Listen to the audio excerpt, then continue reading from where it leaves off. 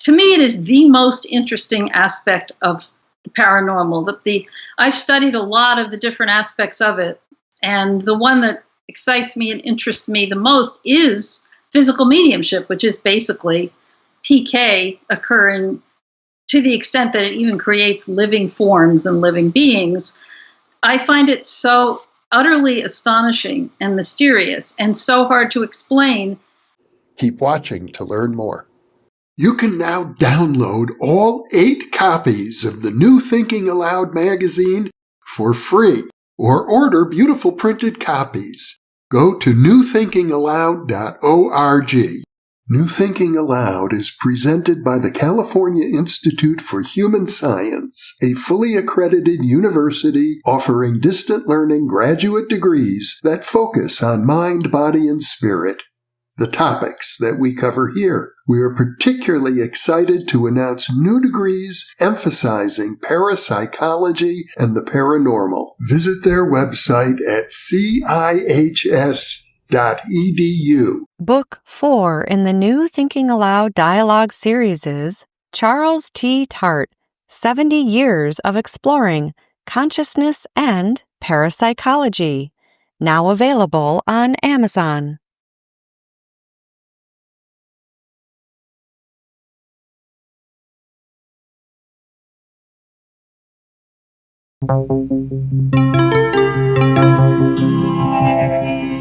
Thinking Aloud. Conversations on the leading edge of knowledge and discovery with psychologist Jeffrey Mishlove.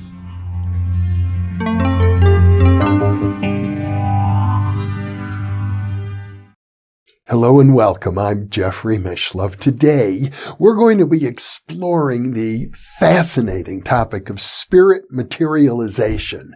My guest, Leslie Kean, is an investigative journalist. She is also the granddaughter of Robert Kean, who served 10 terms as a Republican congressman from New Jersey. Her early work as an investigative journalist led her to be co-author of books such as Burma's Revolution of the Spirit, The Struggle for Democratic Freedom and Dignity, and also Henry Hyde's Moral Universe, where more than time and space are warped. After that, she ventured into the field of ufology, writing UFOs, Generals, pilots, and government officials go on the record. And most recently, Surviving Death. A journalist investigates evidence for an afterlife. This is an internet interview, and I'll switch now over to the internet video. Welcome, Leslie. It's a pleasure to see you. It's so great to be here, Jeff. Thanks for having me. We're going to be talking about one of the most controversial and I think exciting phenomena that has ever been reported in the field of psychical research, spirit materializations. And the irony is it's been reported over and over and over again for 150 years, and almost invariably, people just refuse to digest it or accept it, except for a tiny handful of people who are the eyewitnesses.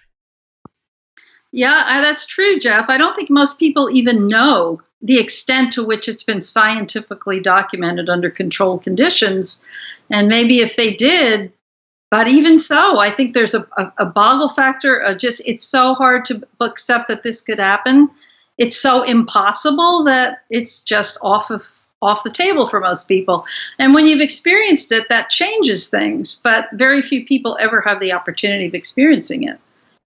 I know that even amongst parapsychologists, there's kind of an attitude that these reports go back to the 19th century or early 20th century, and those people must have been deluded or something because we can't replicate it in an experimental laboratory over and over again the way we apparently can do with card guessing experiments or remote viewing experiments. And therefore, if it can't be replicated repeatedly in the laboratory and reproduced independently by skeptical experimenters, it doesn't exist.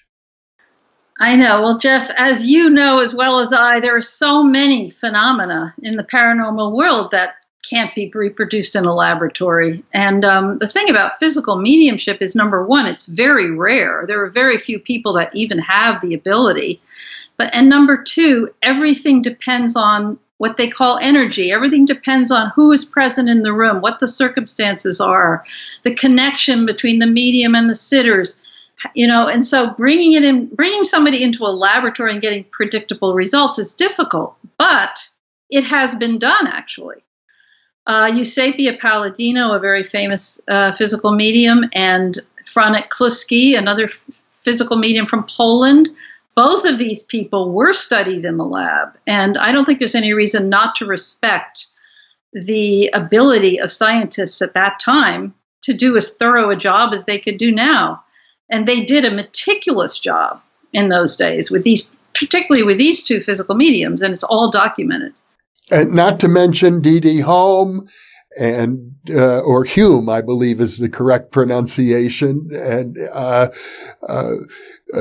Minna Crandon in the early 20th century, who nearly received an award from Scientific American for demonstrating it in front of a scientific committee before the famous magician Houdini stepped in. But I think another factor to consider is that when people make the claim that they can produce large-scale macro phenomena of this sort, they're almost invariably subjected to attack, and by and large, their lives are made miserable simply because they make the claim. I guess so. It just seems to be the hardest thing for people to deal with. And for me personally, to me, it is the most interesting aspect of the paranormal. I've studied a lot of the different aspects of it, and the one that excites me and interests me the most is physical mediumship, which is basically PK occurring to the extent that it even creates living forms and living beings. I find it so utterly astonishing and mysterious and so hard to explain that there's nothing that fascinates me more. And I think for me, the more that way it is, the more I'm drawn to it.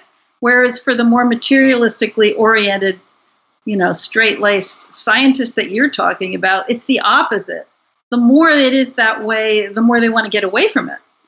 And I don't understand where the curiosity is to explore the most extraordinary, to me, the most extraordinary phenomena that are happening on the planet happen in this small room in England that for 8 people a week.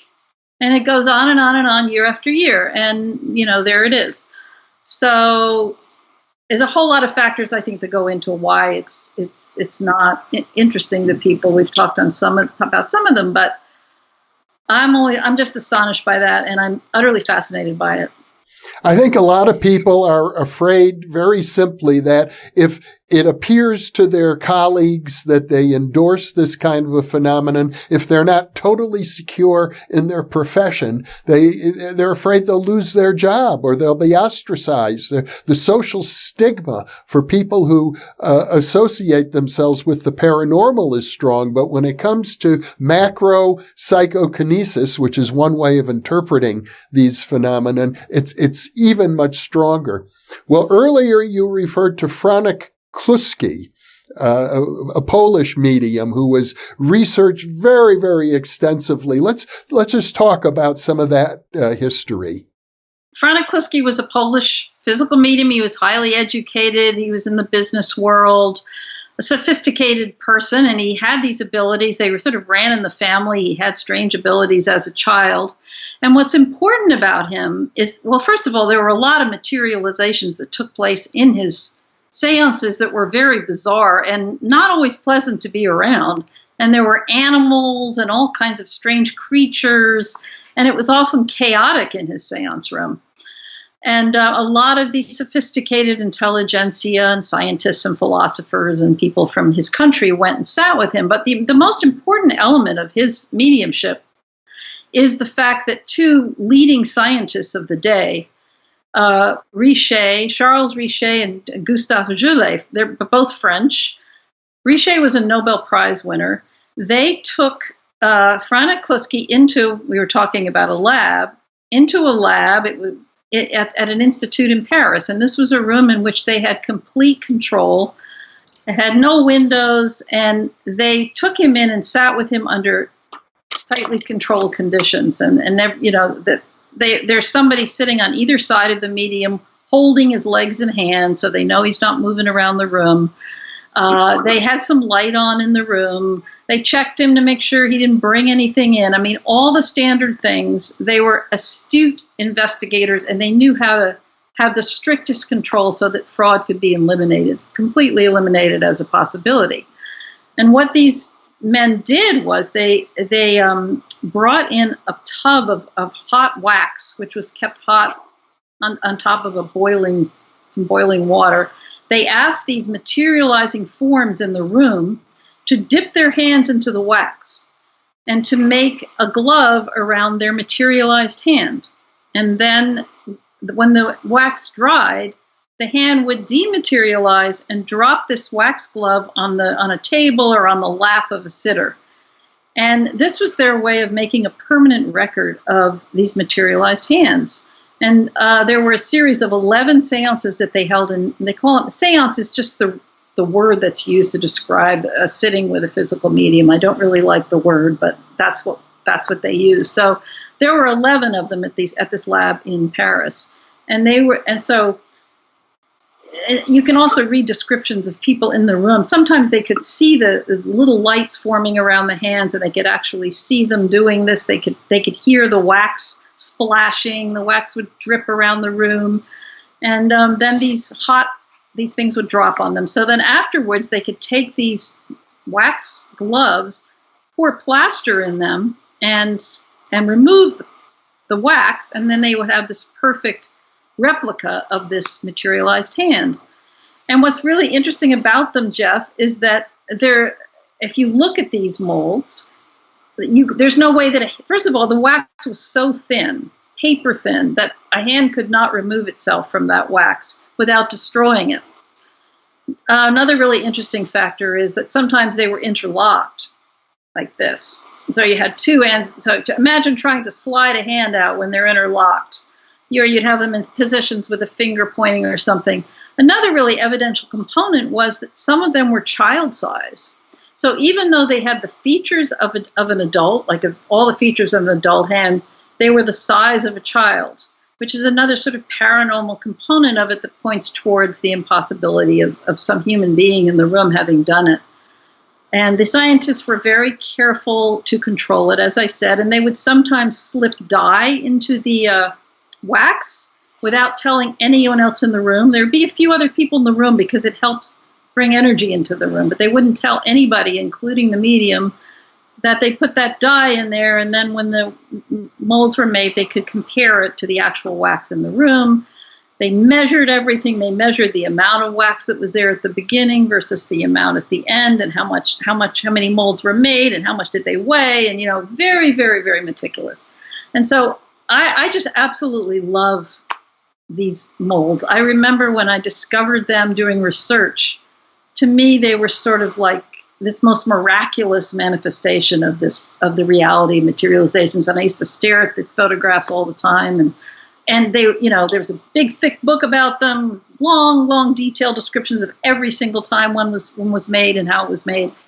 And then I had the opportunity to go to Paris last fall, where they're actually stored. They're locked in a vault in the dark, at the Metaphysical Institute in Paris. And the curator there was nice enough to bring them out, and I was able to actually look at them and touch them, and that was a major moment for me. So they have this real kind of magical, mystical quality to me, but they're physical, they're real. So I think they're really important, and they're very, very important evidence in my mind for the reality of this. What surprises me is that something as delicate as a paraffin glove could sustain the plaster being poured into it. I've read about these in the past, and I always assumed that the hand was dipped into like a bowl of paraffin, and then the bowl hardened, and then the hand dematerialized and the plaster cast was made. Yeah, no, the hand would actually dematerialize inside the wax. But the wax would be cool, and it was very thin. And I think they lost a lot of the gloves in the process. I mean, there were a lot that were, torn and I don't know exactly. I mean, I think they probably very, very, very carefully poured it in there very, very slowly and learned how to do it. And then when it hardened, they would scrape the wax away. But they were able to do it for enough of them that they're well preserved. You write about Thomas Mann, the great German writer, attended some of these seances and wrote very eloquent descriptions. And in fact, as I recall, he described himself as becoming seasick just watching the paranormal phenomenon occurring. It was almost more than he could handle. That's right. I put it in there partly because his descriptions were just so eloquent and beautifully written, and the style of writing you don't see much anymore. But yeah, he described it as so shocking and disorienting that he did describe himself feeling seasick. And he felt, he was seeing something impossible. And it's shocking. And he was an intellectual. He never expected to witness any of this. So I think it does have a very big effect on people when they see it for the first time. In the context of spiritualism, the point of these materializations is to provide proof of an afterlife. And yet, you've explored this with our mutual friend, Stephen Browdy, a very rigorous analytical philosopher who suggests that the most extreme physical manifestations do not necessarily prove that an afterlife exists. Absolutely. That is the big question, Jeff. I mean, I think we open-minded people who look at these scientific studies, and there's quite a few of them, Kluski being one, Eusapia being another, we can agree that these things actually happen. The question is, how are they happening? Are they caused, exclusively by human beings, which is the argument that Stephen Browdy makes, or are they caused by the spirits in the afterlife manipulating the substance of ectoplasm, which we can talk about, and doing these, coming through and creating these living forms or moving things in the room and all the things that happen? And yeah, the mediums themselves believe, of course, their experience is that it is the spirit world. Now, they're in trance throughout. That's another component with physical mediumship. Eusapia Palladino was maybe not always in a total trance, but somebody like Frank Kluski, were you having actual physical materializations? That medium is not even consciously there. So I think that it's a very hard thing to nail down. I mean, there's an argument to be made on either side of it. I find it hard to comprehend after having witnessed it myself and experienced a full form materialization more than once, and hearing the voice speak, and there's a whole process which I can talk about that goes on. I find it hard, just sort of at some gut level, to accept that this is just something that these human beings in this room are somehow able to do, and it's just another form of PK, which is what Stephen will argue. From a rational standpoint, it makes sense. He'll say there's no difference between the materialization of a finger and the materialization of a full person. It's the same process. So philosophers make rational arguments, and I'm not sure this can be explained on a rational level, actually. There's so much involved with the experience of it. And I'm not to say that one becomes gullible, but they're just, there's a lot of factors at play. So I don't think we can't prove it one way or the other. As an investigative journalist, you set out to see if you could witness this for yourself. Let's talk about that process, because for the most part, these days, even in the parapsychological community, the general understanding is that physical mediums aren't available anymore. You get spoon benders and people who can do psychokinesis, such as Ted Owens, about whom I wrote a book, The PK Man. But physical mediumship was considered largely extinct. And, I think it still is. I think there's some truth to that, Jeff. There are also physical mediums, and there have been in the past, that do commit fraud. And I think I want people to understand that I'm not denying that. There was a reason that they were considered to be frauds, because many of them were. And even today, and since I've been working on this, there have been questions of fraud with certain people. There's sort of a tendency now for mediums to go to, get trained, and then in a couple of years they're out, charging money for their work and all of this. It's a different climate than it was in the earlier days, when people had the patience and time to sit week after week, year after year, and let things unfold gradually. It doesn't really happen anymore. So in my experience, I've looked around a lot. I've sat with various mediums. There's only one that I would really trust. And so there's some truth to the fact that it's a rarity. And I was fortunate enough to, I've spent 5 years sitting, studying, and trying to understand the work of this one particular medium. But it isn't easy to find physical mediums that have been tested, that are mature, that are very fully developed, and that you can really trust. And there also may be more than we realize because of the stigma associated with this. There could very well, and I'm sure there are mediums practicing all over the world that nobody knows about. That's the other thing.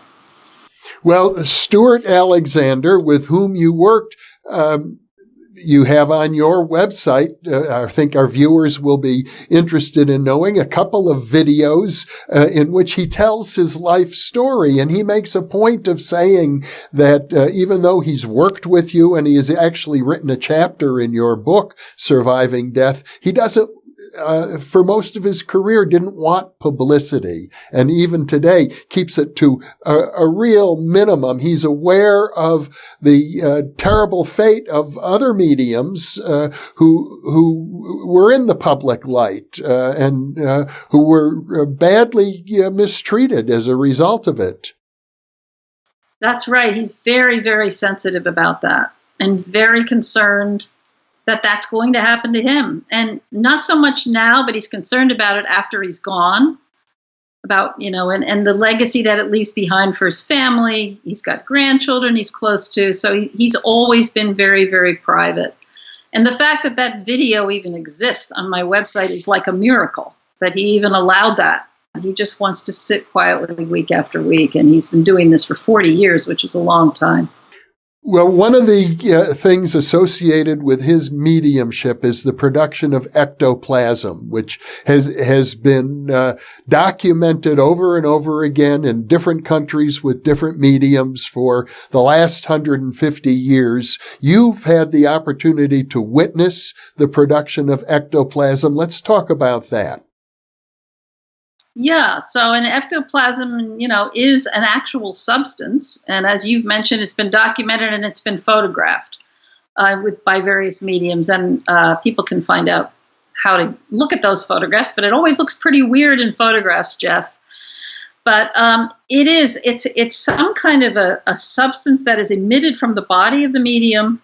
And it allows, I'm going to give it from their perspective, it allows the spirit team, the spirit people working with them, to use it to materialize themselves or to make rods and move things around the room. And it's got a physical component to it, but it's really an energy kind of a substance, but you can see it. It's nobody understands it. But I have seen it, and so have many, many other people with Stewart Alexander. And one way that a lot of the seance is another factor. A lot of his work is done in the dark, and people have a lot of questions about that. Oh, if it's in the dark, then you can cheat and blah, blah, blah. And we can discuss that too. But the situation with ectoplasm that I've witnessed takes place with a light on it. So you can see a cloud of ectoplasm coming over this table that has light underneath it. And it just looks like a cloud, kind of almost like water, but it's not water. And then I've been able to witness it form itself into a hand right before my eyes. And then I've been able to touch the hand and feel it, that it is a solid, physical, human hand. It bangs on the table to let us know it's physical. And then it withdraws and is gone. So in that situation, I was able to witness the ectoplasm as just plain ectoplasm, and then actually watch it form into this physical hand that could move and move around. While that is happening, the spirit person whose hand it is speaking through the medium and explaining what's going on and directing the sitter when to touch it and where to put, how to operate while this is going on, because ectoplasm is very sensitive. You don't want to make any mistakes or do anything that you shouldn't do, or it can be dangerous for the medium. It's a lot of complicated factors here, Jeff. One of the most fascinating aspects of all of this is that the spirit who produced a hand through the medium, Stewart Alexander, with whom you work, this spirit is referred to as Walter. And the spirit Walter was also very well known in the 1920s as the deceased brother of the medium popularly known as Marjorie, Minna Crandon, who was a high society lady who was also a very, very famous medium in the 1920s, and produced all sorts of effects ostensibly through the agency of this very same spirit, Walter. And if this is the same spirit who was producing phenomena 100 years ago and is still doing it today, that would seem to be evidential of actual survival. It seems it to me, Jeff, but a skeptic could say, well, he says he's the same Walter, but how do we really know that? Skeptic can always argue, you don't have any proof that he's the same Walter Stinson. But, it's interesting because Stewart was very, very interested in Marjorie Crandon because she was so severely misunderstood and unfairly treated once Houdini came in and did his whole number on her. And there were some problems with some wax thumbprints, and there were some things that her husband was involved in that weren't exactly above board. But she was an absolutely extraordinary medium, and he was very, very interested in her. And he studied and studied her. And that was when Walter Stinson came through, and the way he describes it is he was drawn to Stewart because of his interest in his sister, even though he had sworn that he would never, ever do this again because he felt he utterly failed the first time. He wanted to try again to see if he could remedy the situation that had happened before. So he's a very, very powerful presence in that room. And he is the one who is responsible for the physical materializations and the movement of objects. And you're astute enough to notice that, Jeff, because the irony is that Stewart is always very nervous about anybody even knowing that it's the same Walter, because he's afraid that people will use that to discredit him. So he likes to, but it's in my book, it's in his book, it's out there for people to look. So there you go. But yeah, he says he's the same Walter, and he's talked about situations from there. It seems like he knows what went on with his sister. But as for the word proof, I wouldn't say it's proof, because how can you prove it? Well, proof is a strong word, but I would say it's suggestive. It's very suggestive. I might also mention, for benefit of our viewers, that I did interview another author, David Jaher, who wrote a book called The Witch of Lime Street about the Marjorie mediumship. And I'm going to just put a link in the upper right-hand corner of the screen for viewers who want to know more about the famous dispute between Marjorie the medium and Houdini the great magician, which was on the front page of newspapers across the United States back in the 1920s. It's a very interesting episode in the history of spiritualism. But now to move on, let's talk more about your experiences with Stewart Alexander. Okay, I'd like people to know, first of all, that I was very careful when I first started, and when they had the opportunity to sit for the first 2 times with him, which I describe in my book, to do all my due diligence in terms of checking out the room and making sure everything, there were no ways, no way anybody could come in or out during the sitting, checking the chair that he sits in, the table in front of him. He is strapped to his chair with cable ties, so I brought my own cable ties to make sure they weren't tricks. And I feel that I was extremely careful to make sure that everything in that room was tight and that there was nothing funny going on. Not that I expected it, because he had been practicing for so long that I think that if he were a fraud, it would have been discovered by now. And he had been sat many times in other locations, and all the things that you would want to know about somebody that you wanted to be able to trust, all had happened with him. And it's a little boring to go on about it, but that's all in my book. So I had, after having a long email exchange with him, I had the opportunity to go over to England and sit twice with him in the spring of 2015. That was my first 2 experiences, and it was life-changing, put it mildly. I don't know if you want me to talk about that or the overview. And then, over the years since then, I have developed a very close relationship with the members of his circle and with him, and we're colleagues, and I've sort of become part of the circle. And even in the last 2 years or so, I've been sitting remotely from New York through the computer and joining the seances every week that way. So it's a very big part of my life. And I don't know if you want to ask specific things about it. Of course, when you're remote, you can't experience the physical phenomena. But the physical aspect of it, Jeff, is just part of what I think what Stewart feels is the most evidential component, even more than Walter showing up again, is when people can communicate with their loved ones and information comes through for them that he couldn't possibly know, that no one in the room could possibly know. That's a component of what happens there that he feels is really, really important. So there's a lot of things that go on. That's more like mental mediumship, but there's one spirit person who's responsible for that component. And these spirit voices, they come in and out of his body when he's in trance. And there are like 5 of them, and I feel like I know them as people. And they have distinct personalities, distinct voices, and distinct roles that they play in the room. And the overall purpose is, of course, to show the people and to show the sitters that we survive death. And they all have their various ways of making that point. I understand that the voices sometimes come, through his vocal apparatus. He's actually speaking, and they're using his brain, his vocal cords, his nervous system. But sometimes the voices are actually coming from elsewhere in the room, like through these, they look like megaphones, and they're referred to as trumpets that the spirits use. So his vocal cords are not always involved.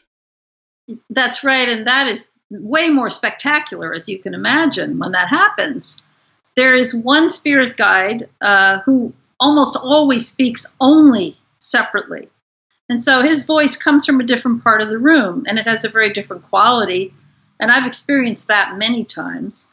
And then on another occasion, maybe once or twice, I did experience what you described, this thing they call a trumpet, which is like a cone with or a megaphone, and this is the thing that levitates around the room.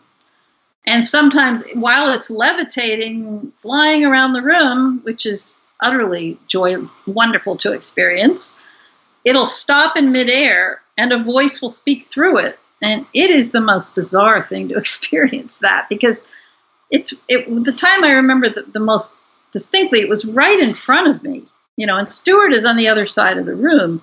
And that voice is coming right from inside of there. And sometimes you can't quite hear what it's saying. Other times you might hear a couple of words. But it is like this very otherworldly, strange thing, so that these voices, and that happens. It's called independent voice. And there have been mediums over the years. There are many mediums that are facilitate that happening. One called Leslie Flint, who was very famous for it. That's what's about all that he did was independent voice. And with him, you could have extended conversations with your loved ones. So with Stewart, this one spirit person who does that usually can't stay for too long, can't speak for too long, but he does come through it separately. And it's just a kind of a miraculous thing. The way he describes it is that he's creating a voice box out of the ectoplasm, that he uses the ectoplasm to somehow make the structure. And they describe it as projecting, sort of like they can project their thoughts somehow into it and create voices from that. And believe me, I have no idea how that works. But they have some way of being able to do it. Yeah, and so that's pretty special when that happens. And I understand now you've witnessed the levitating megaphone. You've also witnessed somehow Stewart Alexander's arms, even though they are locked down using some sort of plastic ties that are very strong. His arms can easily be freed from the ties at the direction of the spirit Walter. Exactly. Walter calls it his matter through matter experiment. And so Stewart's lock, he has a cable tie which is around the thinnest part of his bare wrist. It's very, very tight. Now, when you see a medium that has a tie up here and they're wearing a thick sweater, you can imagine that maybe they could slide out. But with Stewart, it's very much the thinnest part of his arm, and it's just impossible for him to slide out. And you can't remove that cable tie unless you have a wire cutter. So what happens is Walter asks us, this is in the dark, by the way. But you feel it all. The sitter will come and put their hand on top of that cable tie and feel that it's on Stewart's hand on top of the chair. Walter will say, now just move your hand, an inch to the right. And at that moment, Stewart's arm flies up into the air. And then the sitter, now he says, is that cable tie still on the table? And you can feel that it's still there. And his arm has gone right through it. So, and then he will bring the arm back down and it's back in the cable tie, and then he will pull the cable tie through Stewart's arm and give it to a sitter as a gift. And I have probably 3 or 4 of those in my possession of those cable ties. And those cable ties are all over the world for people who have taken them with such joy as a memento from that. But that's another amazing thing. A lot of this stuff, they need the dark in order to do it. And when Stewart began his development, he began it in the dark because he felt that would facilitate phenomena. And when they started sitting, he just felt like it would be more likely to happen. And even the experimenters who have studied mediums in the light have acknowledged that phenomena are more powerful and more likely to occur with less light.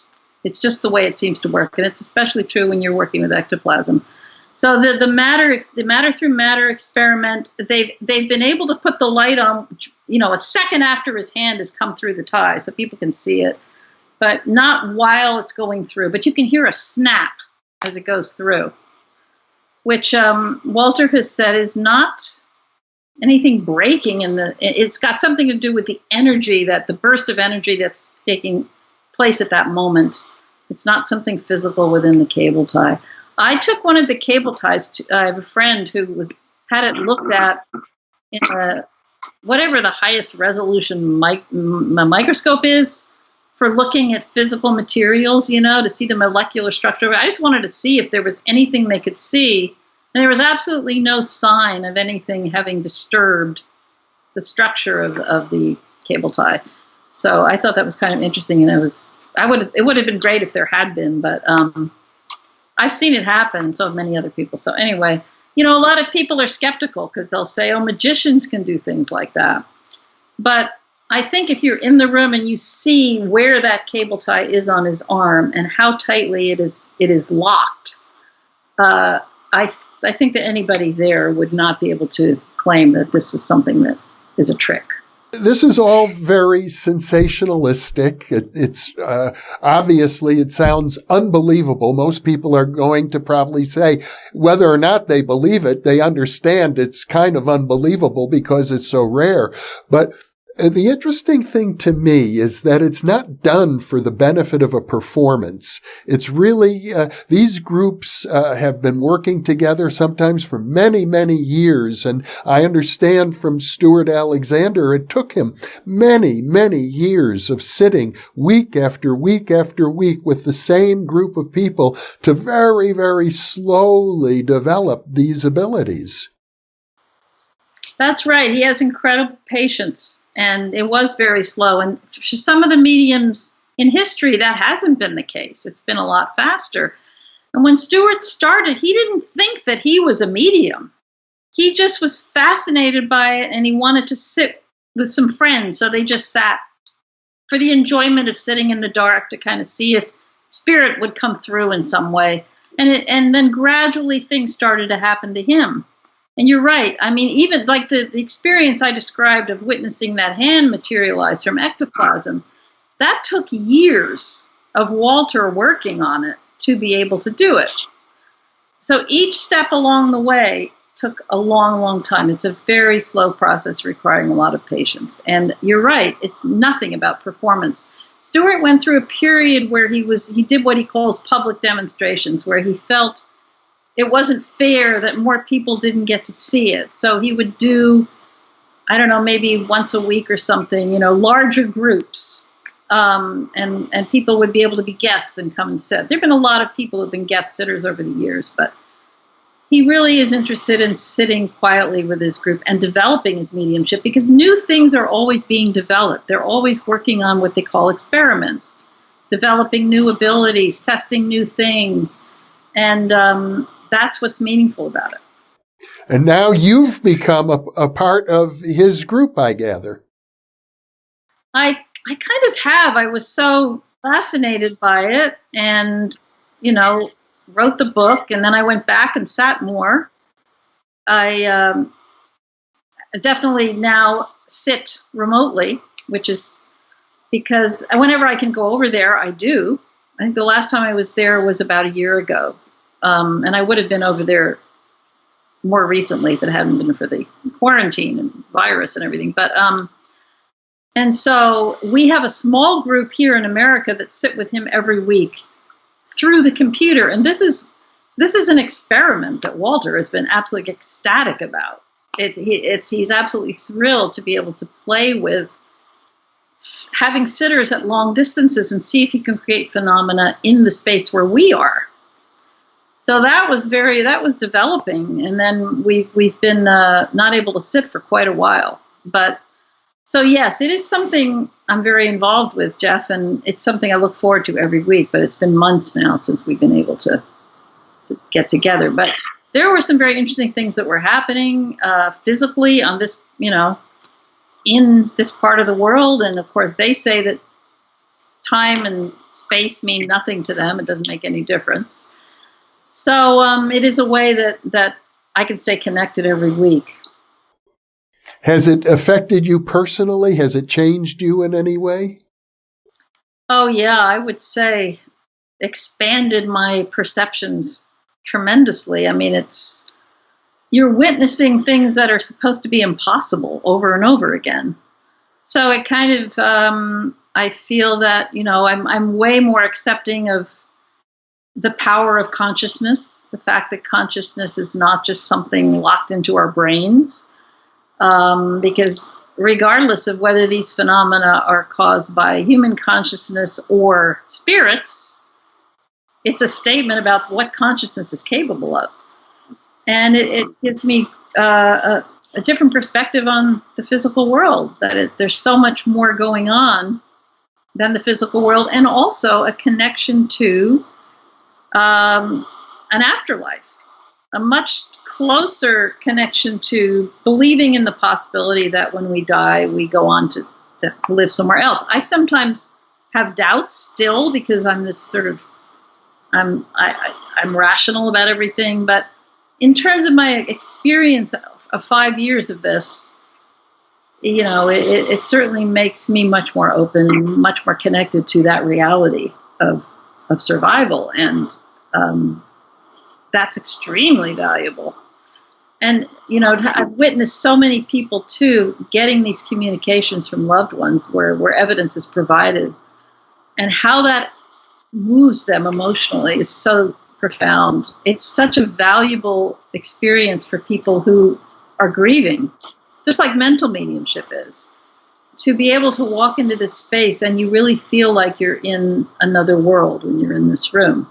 And to feel that connection to people who have died, it's indescribable. On one instance, you write about being in the room. It was totally dark, I gather, but during that session, a full-bodied materialization occurred. And I hope people are not turning off the interview at this point, but this is unbelievable, Jeff. So there's one spirit person who works at Stewart. His name is Dr. Barnett. He's the same one who speaks independently that I was describing earlier. Distinguished British, was a doctor when he was here on Earth, and he is the one spirit person who materializes fully in the seance room. It doesn't happen that often, but I've experienced it maybe 3 or 4 times in all the years I've been there. It's happened when I've been through the computer, but not in the room. It's happened with other people there. But the last time I experienced that was in May of last year, about a year ago. And I wrote about it in my epilogue to Stewart's book. I tried to put into words what it's like to experience that. But what happens is they'll tell you that this is going to happen, and you'll hear so there's a luminous bands around the curtain. There's a cabinet that Stewart will go into only when this is going to happen. So it's an enclosed space. Normally he's not in that space. But when there's going to be a full body materialization, he goes in, he closes the curtains, or the spirit people close the curtains, because I forget how that works. But when Dr. Barnett is coming out, you can see the curtains opening because they're illuminated around the edges. And Stewart is still strapped in his chair. So, and you hear this flapping of the curtains, and then he'll talk as he walks into the room.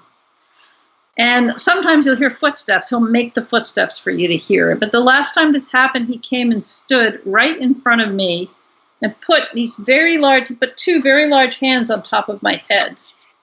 And he just taps my head up and down like this, and it feels really strange. It's very kind of fast. And he's talking right in front of my face. The voice is there, talking while he's touching my head. And he said something like, I wish I had the quote with me. Something like, "I just wanted you to know that I'm a physical person," or something. I should have gotten the quote before we sat down, but he said something really profound about this was to show that he was in physical form. But he really spent a long time with his hands on my head. It's just, to imagine that this person didn't exist a few minutes ago, that he takes this ectoplasm and somehow creates physical form, and you can feel it. You can't see it, but you can feel it on top of your head, and his hands touching you, and he's talking to you, and then he goes back into the cabinet. There have been incidences in the past where he came out of the cabinet carrying a illuminated ball of ectoplasm. Other people have witnessed this, where they could actually see his hands. So there have been a lot of spectacular things that have happened before I ever met Stewart. And that's one of them, when he would walk around the room carrying a ball of... it is really, really, really hard to comprehend. And I don't blame people for having all kinds of thoughts about how, whatever they might be thinking. But I can just assure you that this isn't a fake situation, and it really happens. Well, I know in the autobiography of Mrs. Gladys Osborne Leonard, who was one of the great mediums from the 1930s, and she describes her development that as she developed her own mediumship, she sat in circles like this for months at a time without anything happening. And then eventually there came a point where a full-bodied materialization like this occurred, and the spirit began dancing, and you could hear the tapping of the feet, and so on. But in your case, I think it's important for people to understand you're still working as an investigative journalist. You haven't lost your sense of objectivity. You're writing articles for the New York Times. That's true. I mean, I always keep that perspective. And while I'm having the experience, I allow myself to be completely immersed in that experience. But then afterwards, I've got tapes. I've got, every session with Stewart is taped. So I have all of it on audio tape. And yeah, you're right. I mean, I feel like I'm very objective about it. And I trust my ability to be that way. I'm not gullible. So maybe that helps. But the other point you're making about Gladys Osborne, I mean, there have been physical mediums throughout history that have way more full-body materializations than Stewart does. And some of these people even worked in the light. Somebody like Alec Harris, who's probably one of the greatest materialization mediums ever. Countless people describe witnessing the forms walking around. And, so Stewart's got great abilities, but compared to some of the giants of the past, it's, they did a lot more of this than he does. There's a lot of great books out there. By the way, there's a book on Kliski, which is, wonderful to read, and books about all these physical mediums and great scientific papers that have been written by people who studied them. So it's all there. You mentioned Charles Richet, who was a Nobel laureate, witnessed full-bodied materializations. Sir William Crookes, who was the president of the British Royal Scientific Society, witnessed full-body materializations. There's a very extensive literature on this. Leslie Kean, this has been a great pleasure to have this time with you, and I'm pleased to let our viewers know that we plan additional interviews. You have a whole other book on UFOs, and you're deeply involved in an ongoing exploration of life after death. So I'm excited about the possibility of further conversations with you. Well, thank you so much, Jeff. I really like being on your show, and I love the work you do, so I'd be happy to come back anytime. Well, thank you for being with me, and for those of you viewing, thank you for being with us.